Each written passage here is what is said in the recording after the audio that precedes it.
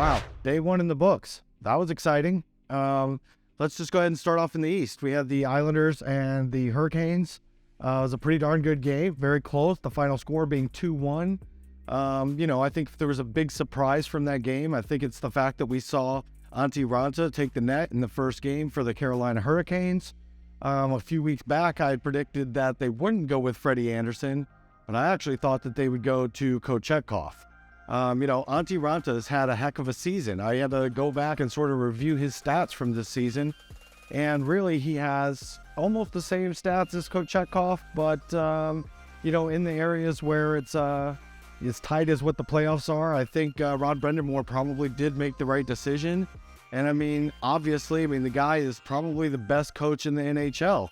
I know that he doesn't have the hardware to back that up. He's got a coach of the year and some of that kind of stuff, but, he's got to get that cup, and it's going to be a really hard task considering that they don't have Svechnikov.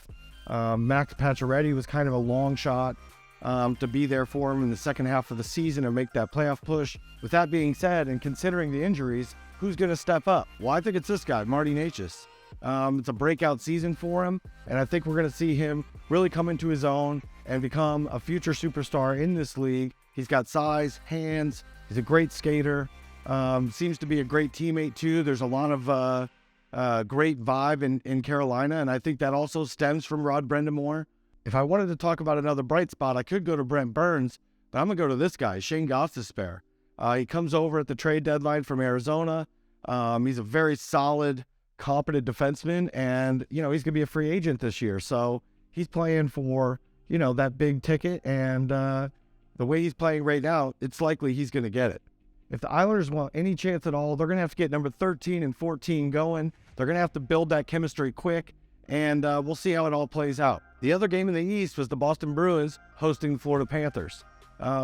We all saw the Tyler Bertuzzi trick.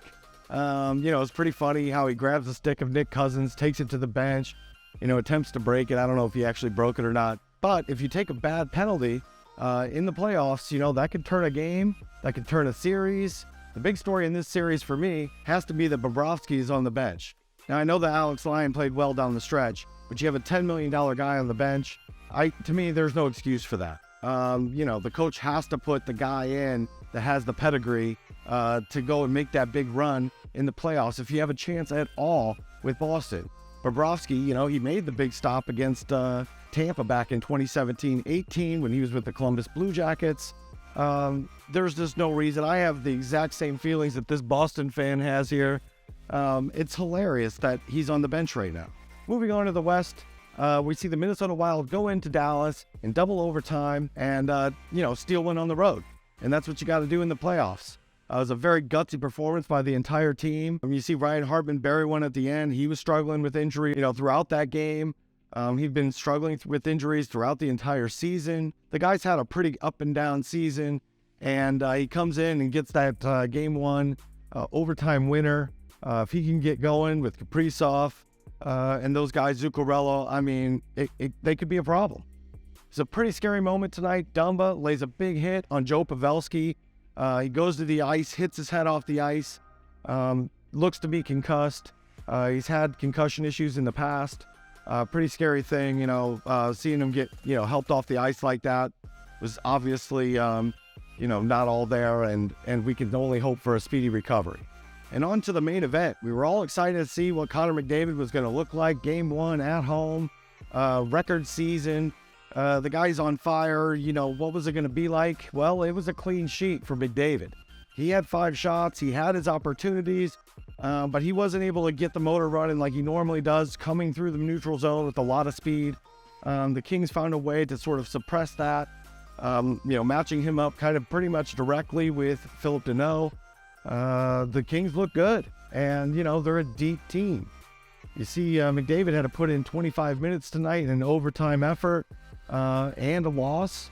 That's not something that's going to be overly sustainable over the course of an entire series, and I anticipate the Kings coming in with a lot more confidence on Wednesday night. I was really surprised to see that Drew Doughty gave the Oilers a little bit of bulletin board material before the game, quoted as saying that they were going to take their shots at McDavid if they were given the chance, sort of in a retaliation to the hit that Connor gave Mikey Anderson in their last regular season meetup that shocked me, but I don't know why it did. He's got a big mouth. He's a 2-time Stanley Cup winner.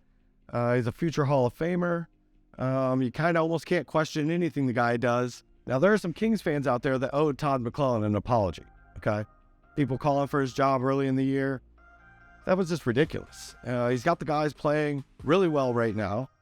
Kevin Fiala, Gabe Vilardi still out of the lineup. 2 big offensive threats. Edler looks banged up on the left-hand side for that D. I don't know what they're going to end up doing. Are they going to bring in Walker, have him play on his off wing? The Kings steal game 1, a character win. The guys are all fired up in the locker room afterwards. The momentum train is rolling. I'm not going to call Wednesday a must-win for the Oilers, but if they lose on Wednesday, it's time to hit the panic button.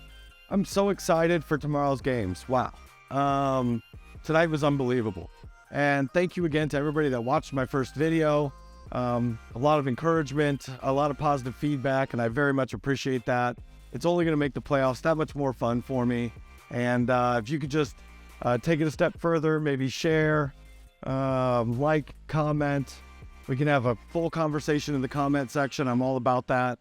And, let's have some fun.